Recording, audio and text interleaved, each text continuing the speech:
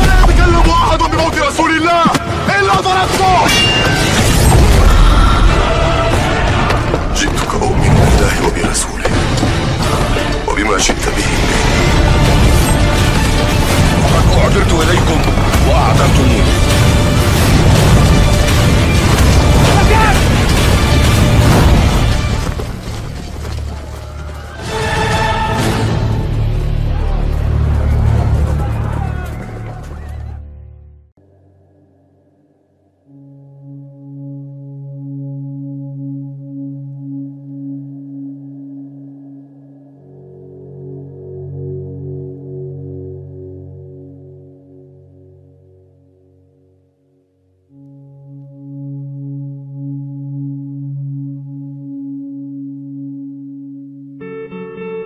Turunnya Imam Mahdi merupakan salah satu tanda besar akhir zaman dalam kepercayaan Islam, terutama dalam mazhab Sunni dan Syiah. Berikut adalah tokoh dan peristiwa penting yang berkaitan dengan turunnya Imam Mahdi menurut berbagai sumber Islam. Pertama, Imam Mahdi, tokoh utama. Di tengah kekacauan dunia yang dipenuhi kezaliman, ketidakadilan, dan perpecahan yang semakin merajalela, umat manusia akan sampai pada satu titik keputusasaan. Pada masa itu, langit seolah tertutup, bumi terasa sempit, dan harapan tampak sirna. Namun, dari kegelapan itu, cahaya akan muncul. Seorang tokoh yang telah lama dinanti oleh umat Islam, Imam Mahdi. Nama aslinya adalah Muhammad bin Abdullah, seorang lelaki dari keturunan Nabi Muhammad melalui jalur Sayyid Hasan atau Sayyid Husain, tergantung dari mazhab yang mempercayainya. Fisiknya digambarkan menyerupai Rasulullah, berwajah cerah, berhidung mancung, dan memiliki dahi lebar. Ia bukanlah seorang nabi, tetapi pemimpin umat yang dijanjikan. Sejak lama, ia tersembunyi dari mata dunia, hidup di antara manusia, namun belum dikenal sebagai pemimpin ilahi yang akan membawa perubahan besar. Kemunculan Imam Mahdi bukan tanpa tanda. Sebelum ia muncul, dunia akan diguncang oleh berbagai bencana dan fitnah. Akan terjadi konflik besar di antara bangsa-bangsa, perpecahan di kalangan umat Islam, serta dominasi kezaliman di seluruh penjuru dunia. Keamanan menjadi barang langka, dan kebenaran seolah ditelan oleh kekuatan yang zalim. Di saat inilah, Allah akan mengangkat Imam Mahdi untuk tampil ke permukaan. Ia tidak serta-merta mendeklarasikan dirinya sebagai pemimpin. Justru masyarakat saleh yang mengenali keutamaannya dan memaksanya untuk menerima baiat, janji setia, di depan Ka'bah di Mekah. Peristiwa ini akan mengguncang dunia Islam. Sebuah pasukan dari arah timur, membawa bendera hitam, sebuah simbol perjuangan dan kebangkitan, akan datang mendukungnya. Ini adalah awal dari perubahan besar. Imam Mahdi akan memimpin umat Islam dengan keadilan yang sebelumnya telah lenyap dari muka bumi. Ia akan membagi kekayaan secara merata, menghapuskan kediktatoran, menegakkan hukum Allah, dan memulihkan nilai-nilai Islam yang sejati. Seluruh rakyat akan mencintainya karena keadilannya yang luar biasa, dan di bawah kepemimpinannya, dunia akan kembali merasakan kedamaian. Namun perjuangan Imam Mahdi bukan tanpa tantangan. Ia akan menghadapi berbagai musuh, termasuk Sufyani, tokoh tiran dari Syam yang menyebarkan kehancuran dan kebengisan. Allah akan membinasakan pasukan Sufyani dengan mukjizat. Mereka ditelan bumi di padang pasir Baidah saat berusaha menangkap Imam Mahdi. Ini menjadi tanda nyata akan pertolongan ilahi yang menyertainya saat situasi mencapai titik paling genting dan fitnah terbesar dalam sejarah manusia. Dajjal muncul membawa tipu daya dan kekuatan luar biasa. Imam Mahdi akan tetap menjadi benteng pertahanan umat Islam.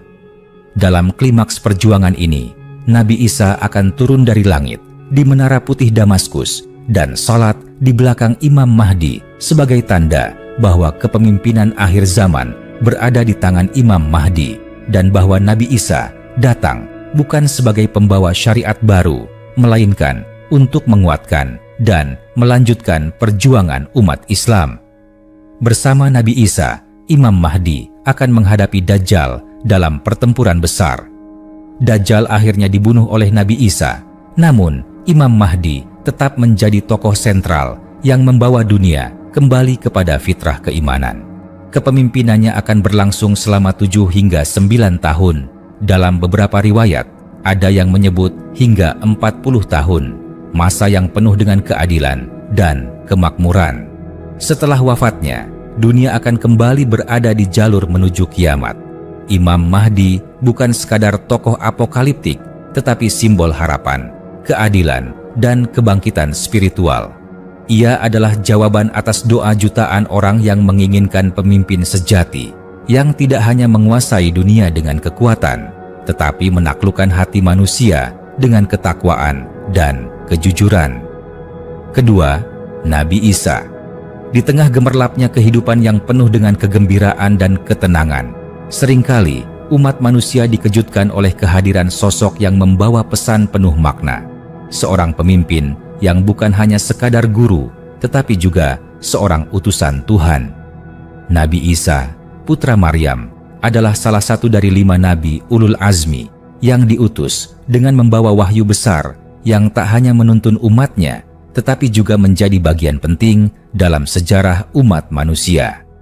Nabi Isa lahir dalam keadaan yang penuh keajaiban.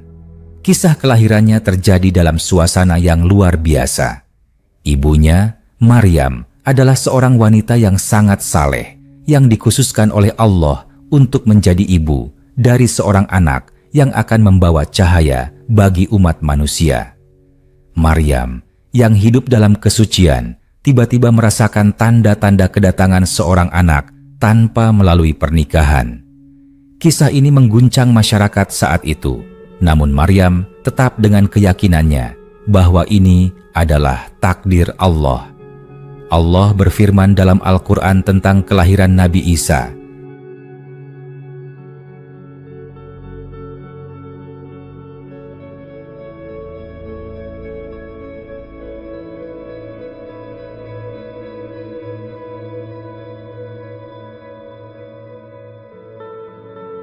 Katakanlah, sesungguhnya aku ini adalah hamba Allah. Dia memberikan kepadaku kitab dan menjadikan aku seorang nabi. Quran Surat Maryam ayat 30. Kelahiran Nabi Isa tanpa ayah merupakan mukjizat yang menegaskan kuasa Allah. Dalam Al-Quran disebutkan bahwa saat orang-orang heran dan menuduh Maryam, Nabi Isa yang baru lahir itu mampu berbicara dan membela ibunya dengan mengatakan, "Aku adalah hamba Allah. Dia memberikan kepadaku kitab dan menjadikan aku seorang nabi." Ini menjadi salah satu keajaiban besar yang menegaskan bahwa Isa adalah utusan Allah yang luar biasa. Isa tumbuh dewasa sebagai seorang nabi yang memiliki mukjizat-mukjizat besar.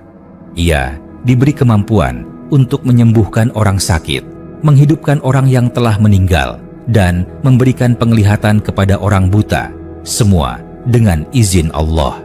Ia juga dapat membuat burung dari tanah liat dan meniupnya sehingga menjadi burung yang hidup.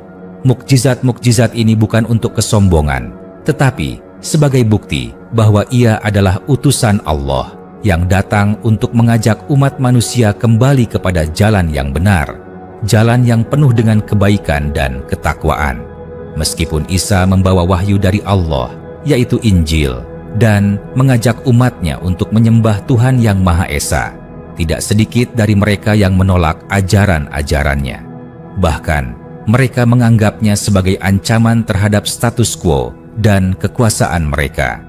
Kejahatan dan kebohongan menyelimuti hati banyak orang, sehingga mereka berusaha untuk membunuhnya. Namun, Allah dalam kasih-Nya yang tiada batas melindungi Nabi Isa saat konspirasi untuk menyalibkan Nabi Isa semakin menguat. Allah mengangkatnya ke langit dengan cara yang luar biasa. Al-Quran menyatakan, "Dan ingatlah ketika Allah berfirman, 'Wahai Isa, sesungguhnya aku akan mengangkatmu kepadaku dan menyucikanmu dari orang-orang yang kafir, dan aku akan menjadikan orang-orang yang mengikutimu lebih tinggi daripada orang-orang yang kafir hingga hari kiamat. Quran Surat Ali Imran ayat 55. Nabi Isa tidak disalib, melainkan Allah menyelamatkannya dengan mengangkatnya ke langit. Bagi umat Islam, ini adalah keyakinan yang berbeda dengan pandangan sebagian besar umat Kristen yang menganggap Nabi Isa disalib. Dalam ajaran Islam, Nabi Isa tidak mati disalib, melainkan ia diangkat oleh Allah ke langit dan akan kembali ke dunia menjelang kiamat. Kembalinya Nabi Isa ke dunia merupakan salah satu tanda besar akhir zaman. Pada saat itu, dunia akan dipenuhi dengan kezaliman yang sangat parah dan Imam Mahdi sebagai pemimpin umat Islam yang telah lama dinanti akan muncul. Di bawah kepemimpinan Imam Mahdi, Nabi Isa akan turun dari langit untuk memimpin umat Islam bersama Imam Mahdi melawan kejahatan yang dibawa oleh Dajjal, sosok jahat yang akan menguasai dunia sebelum hari kiamat. Nabi Isa akan membunuh Dajjal dan memulihkan keadilan di bumi. Ia akan mengajak umat manusia untuk kembali kepada jalan yang benar dan menegakkan ajaran Islam. Setelah itu, Nabi Isa akan memimpin umat manusia dalam hidup yang penuh kedamaian dan kesejahteraan sebelum akhirnya beliau wafat dan dimakamkan seperti halnya manusia biasa. Kisah Nabi Isa bukan hanya sekadar cerita masa lalu. Ia adalah contoh nyata tentang kesetiaan kepada Allah, tentang bagaimana seorang utusannya tidak pernah menyerah dalam menyampaikan kebenaran meskipun menghadapi banyak tantangan. Lebih dari itu, ia adalah simbol kedamaian dan pengharapan bagi umat manusia yang terus-menerus mencari keadilan di dunia ini. Nabi Isa dengan segala keajaiban yang menyertainya adalah bagian integral dari sejarah keimanan umat Islam. Semoga kisahnya menjadi pelajaran berharga untuk kita semua dalam menjalani kehidupan ini dengan penuh ketakwaan dan keyakinan akan kebesaran Allah. Ketiga, Dajjal, Antikristus dalam eskatologi Islam. Di balik hiruk-pikuk kehidupan dunia yang semakin maju, teknologi yang semakin canggih, dan manusia yang kian merasa tidak membutuhkan Tuhan, tersimpan sebuah ancaman besar yang sudah lama diperingatkan oleh Nabi Muhammad. Sebuah sosok yang akan muncul di akhir zaman, membawa fitnah yang belum pernah terjadi dalam sejarah umat manusia. Dia bukan sekadar seorang penjahat, bukan pula hanya penguasa tiran. Dialah Dajjal, makhluk yang disebut dalam banyak hadis sebagai fitnah terbesar yang akan dihadapi oleh umat manusia. Nama Dajjal sendiri berasal dari kata Arab yang berarti penipu besar, dan memang begitulah dia dikenal. Seorang pendusta ulung, penggoda manusia, dan penguasa kegelapan yang akan menyesatkan banyak orang dengan tipu dayanya. Dalam narasi Islam, Dajjal digambarkan sebagai seorang manusia, tetapi dengan kekuatan luar biasa yang diberikan oleh Allah sebagai ujian bagi umat manusia. Matanya cacat, satu buta, tampak seperti buah anggur yang menonjol, dan di dahinya tertulis kata kafir yang bisa dibaca oleh setiap mukmin, baik yang bisa membaca maupun yang tidak.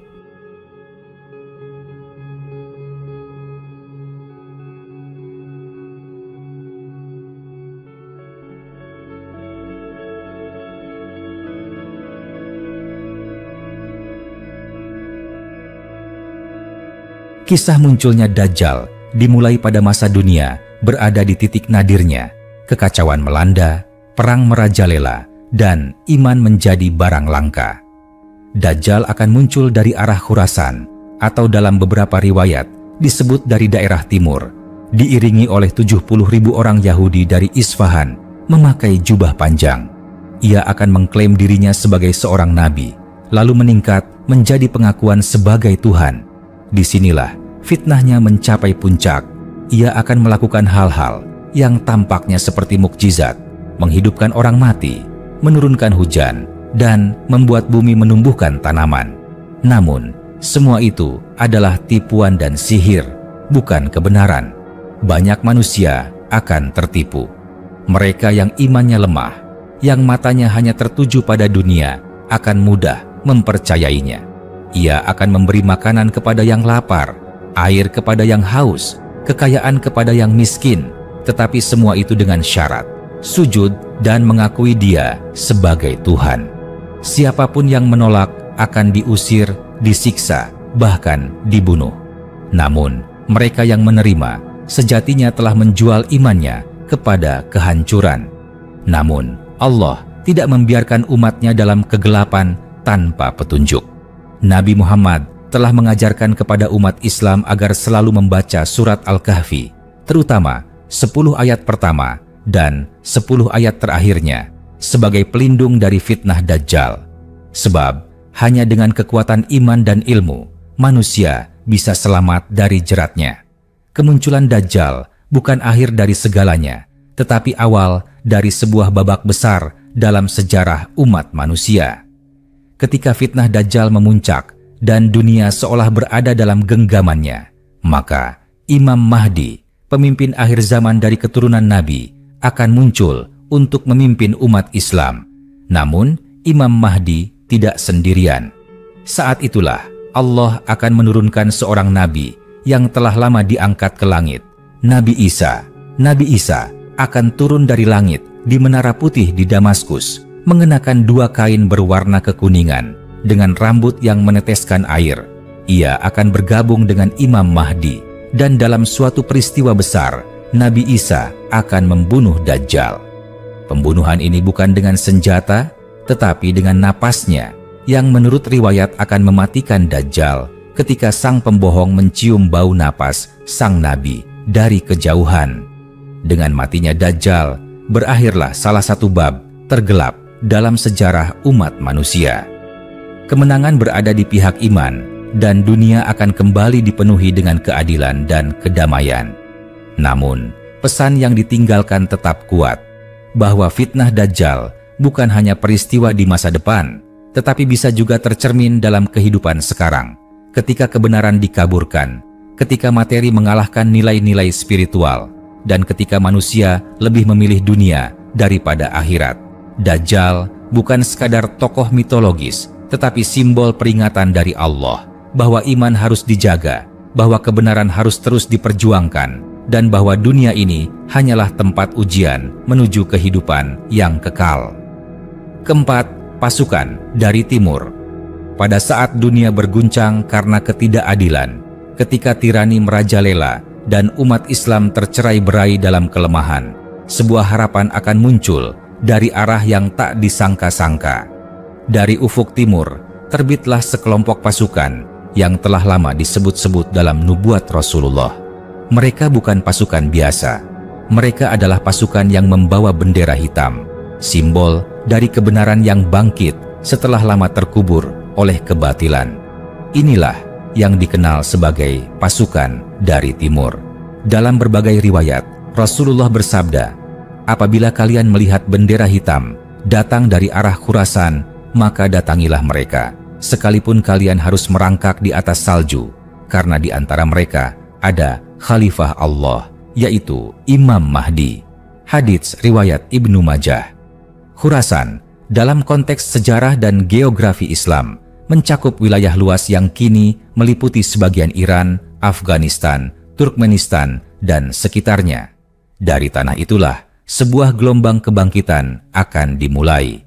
Mereka bukan pasukan negara tertentu, bukan pula angkatan perang yang dibentuk oleh kekuasaan dunia. Mereka adalah orang-orang pilihan, umat terbaik dari generasi akhir zaman yang bangkit karena kecintaan mereka terhadap kebenaran dan kebencian mereka terhadap kezaliman. Pasukan ini akan muncul sebagai respon terhadap kehancuran moral dan sosial di bumi. Dunia kala itu akan berada di ambang kehancuran. Fitnah menyelimuti bumi, perang dan konflik melanda berbagai penjuru, dan kekuasaan jatuh ke tangan para penindas. Di saat itulah, para mujahid dari timur akan membawa angin perubahan. Mereka mengangkat panji hitam sebagai lambang perlawanan terhadap kebatilan dan sebagai tanda dimulainya fase akhir dari sejarah umat manusia. Perjalanan mereka bukanlah perjalanan ringan. Mereka akan menempuh jalan panjang, melewati berbagai rintangan dan pertempuran. Tidak sedikit dari mereka yang gugur di jalan kebenaran. Tapi hati mereka tidak gentar.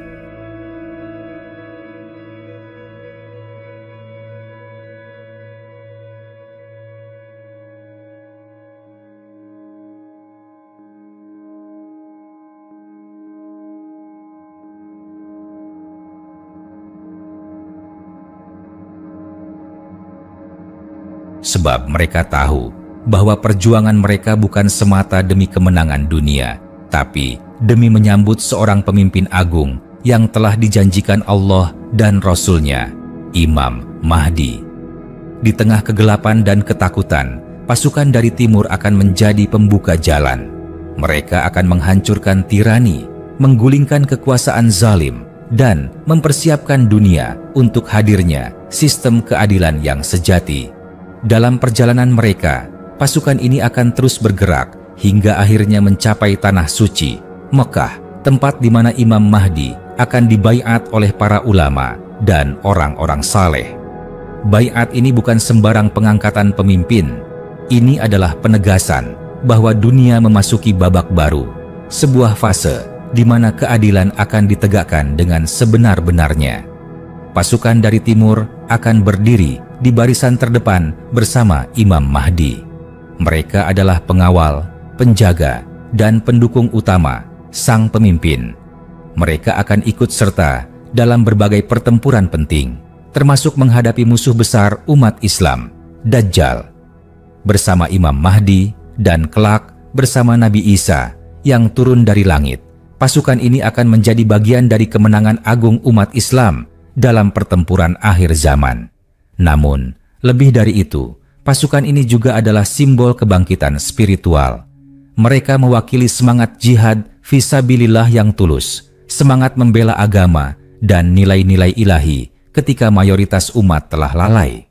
Mereka menunjukkan bahwa kemenangan tidak hanya diraih oleh jumlah dan kekuatan senjata, tapi oleh keimanan, ketakwaan, dan keyakinan yang kokoh kepada janji Allah. Pasukan dari timur bukan hanya kisah tentang perang dan kekuatan militer. Mereka adalah simbol harapan, keteguhan hati, dan cahaya yang bersinar dari arah yang tidak disangka-sangka. Mereka datang untuk membuktikan bahwa meskipun dunia gelap, cahaya kebenaran tidak pernah padam. Kelima, Sufyani. Ketika bumi sudah penuh dengan ketidakadilan, ketika manusia telah kehilangan arah dan kebenaran seakan menjadi barang langka, akan muncul sosok yang namanya telah lama tertulis dalam lembar-lembar nubuat akhir zaman, Sufyani. Ia bukan tokoh pembawa cahaya, bukan pula penyelamat. Ia adalah simbol dari kekejaman, fitnah, dan kezaliman yang muncul menjelang tibanya pertolongan ilahi yang hakiki. Ia adalah awan gelap yang menyelimuti langit sebelum fajar menyingsing. Nama Sufyani dikaitkan dengan keturunan dari Bani Umayyah, secara khusus dari garis keturunan Abu Sufyan, musuh Islam pada masa awal dakwah Rasulullah, yang kemudian masuk Islam menjelang penaklukan Mekah. Meskipun tidak semua keturunan Bani Umayyah buruk, sosok Sufyani digambarkan sebagai pewaris karakter tirani dan ambisi haus kekuasaan yang berlebihan, jauh dari nilai-nilai Islam yang sejati.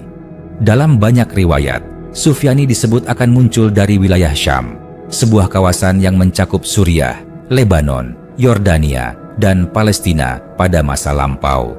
Ia akan muncul secara tiba-tiba di tengah kekacauan dan konflik yang melanda negeri-negeri Islam. Pada awalnya, ia tampak seperti pemimpin yang bisa menyatukan dan menenangkan keadaan. Ia berhasil merebut simpati dan dukungan dari banyak orang yang lelah dengan perang dan krisis. Namun, di balik wajah manis dan kata-kata yang memikat, tersembunyi niat jahat yang akan segera terungkap. Setelah mendapatkan kekuasaan, topeng Sufyani akan terlepas. Ia menjadi diktator brutal yang menyebarkan kezaliman tanpa ampun. Ia memerintahkan pembunuhan terhadap kaum saleh, menyiksa para ulama, dan memburu siapapun yang tidak tunduk padanya. Sufyani bukan sekadar penguasa lalim, ia adalah alat dari fitnah besar yang menguji keimanan manusia. Dalam berbagai riwayat disebutkan bahwa ia akan menghimpun pasukan besar dan mengarahkan kekuatan militernya menuju Hijaz, tepatnya menuju Mekah dan Madinah dengan tujuan utama menggagalkan kebangkitan Imam Mahdi. Namun, kekuasaan manusia selalu ada batasnya dan kehendak Allah selalu di atas segalanya. Ketika Sufyani mengirim pasukan untuk menyerang Imam Mahdi, sebuah mukjizat akan terjadi. Di padang pasir bernama Baidah antara Mekah dan Madinah, pasukan Sufyani akan ditelan bumi. Tidak seorang pun dari mereka yang selamat, kecuali satu orang, hanya untuk menyampaikan kabar kehancuran itu kepada dunia. Peristiwa ini menjadi tanda besar bahwa pertolongan Allah telah datang dan fitnah Sufyani mulai mencapai akhirnya. Sufyani sendiri akan terus menjadi simbol perlawanan terhadap kebangkitan Imam Mahdi. Ia akan menghimpun kekuatan-kekuatan dunia yang tidak senang melihat bangkitnya keadilan Islam. Namun, ia tidak bisa menghentikan gelombang perubahan. Imam Mahdi dengan dukungan para mujahid yang tulus, termasuk pasukan dari timur dan kehadiran Nabi Isa kelak, akan menghancurkan kekuatan Sufyani dan menegakkan kembali panji kebenaran. Riwayat tentang Sufyani bukan hanya menggambarkan sosok seorang tiran, tetapi juga menjadi peringatan yang kuat bagi setiap muslim agar tidak tertipu oleh tokoh-tokoh dunia yang tampaknya membawa harapan, padahal menyimpan niat jahat.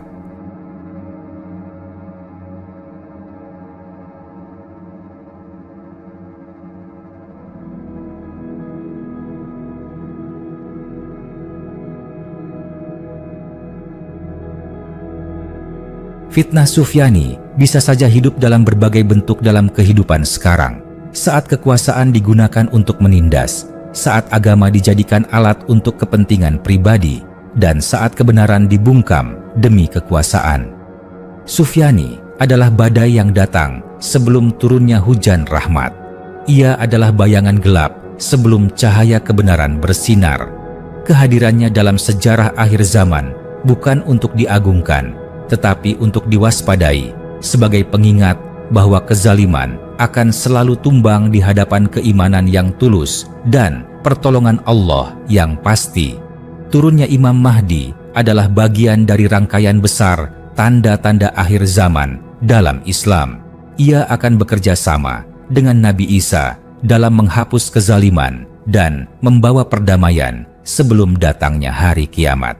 Di tengah derasnya arus dunia modern yang seringkali melalaikan umat dari nilai-nilai spiritual, kisah tentang para tentara Imam Mahdi bukanlah sekadar cerita akhir zaman yang ditunggu-tunggu dengan rasa penasaran. Ia adalah cermin, pelita, dan penanda arah bagi kaum muslimin agar tidak terjebak dalam gelapnya fitnah dunia. Mereka bukan sekadar pasukan, tetapi barisan manusia, pilihan yang mencintai kebenaran lebih dari kenyamanan, yang memilih perjuangan di jalan Allah daripada kesenangan duniawi yang semu. Tujuan kita sebagai umat Islam dalam mengambil pelajaran dari mereka bukanlah agar sekadar tahu atau hafal kronologi sejarah masa depan, tapi agar jiwa kita terbentuk seperti jiwa mereka, kuat, jujur, tangguh, dan setia kepada Allah dan Rasul-Nya. Mereka adalah contoh bagaimana sebuah generasi bisa tumbuh dalam gelapnya zaman, namun tetap membawa cahaya iman yang tak padam. Mereka adalah simbol kesetiaan. Ketika Imam Mahdi muncul dalam kondisi dunia penuh konflik, perpecahan antar umat, dan syariat diinjak-injak, tentara-tentaranya tak datang karena popularitas atau keuntungan dunia. Mereka datang karena panggilan iman.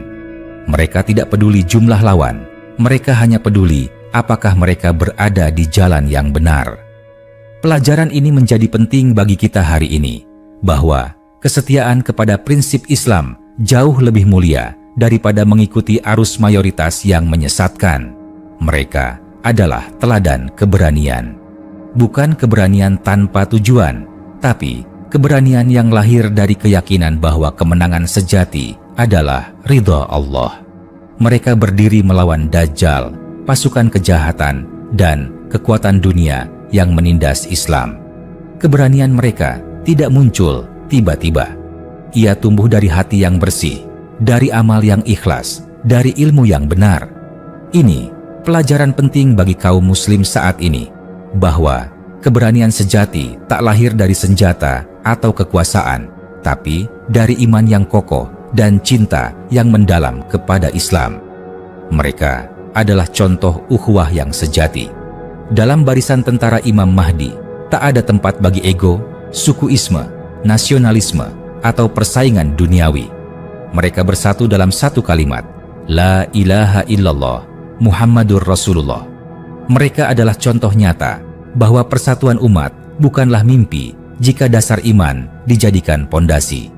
Dari sini kita belajar bahwa umat Islam harus kembali pada persatuan hakiki yang dibangun atas dasar tauhid, bukan kepentingan pribadi atau kelompok. Mereka adalah generasi yang siap berkorban. Mereka meninggalkan rumah, keluarga, dan dunia demi satu hal, menegakkan kembali keadilan dan syariat Allah di bumi. Mereka tahu bahwa hidup hanya sekali, dan mereka memilih mengisi hidup itu dengan pengabdian tertinggi. Ini adalah panggilan batin bagi setiap muslim. Apakah kita siap berkorban? Apakah kita rela melepas dunia demi menyambut akhirat? Ataukah kita masih terikat pada rantai-rantai harta dan jabatan? Mereka juga mengajarkan bahwa masa depan Islam bukan ditentukan oleh siapa yang paling banyak bicara, tetapi siapa yang paling siap berbuat. Mereka diam ketika dunia sibuk dengan debat, tetapi mereka bergerak saat kebenaran membutuhkan pembela. Dalam diam, mereka berdoa. Dalam sunyi, mereka mempersiapkan diri. Dan saat tiba waktunya, mereka tampil ke medan jihad tanpa ragu. Maka, tujuan kita mengambil pelajaran dari para tentara Imam Mahdi bukanlah agar kita hidup dalam ketakutan akan akhir zaman, tapi agar kita hidup dalam kesiapan. Bukan agar kita hanya menunggu sang pemimpin muncul, tapi agar kita mempersiapkan diri menjadi bagian dari barisannya. Jika bukan secara fisik, maka secara akidah, prinsip, dan semangat perjuangan. Karena sejatinya, setiap muslim hari ini bisa menjadi tentara Imam Mahdi dalam versi dirinya masing-masing, dengan menjaga salat, menuntut ilmu, mendidik keluarga, memperjuangkan kebaikan, dan menolak kebatilan dalam kehidupan sehari-hari. Jika dunia ini sedang gelap, maka jadilah lentera. Jika umat ini tertidur, maka jadilah pembangunnya. Dan jika fitnah telah datang, maka jadilah penjaga iman yang tidak tergoyahkan.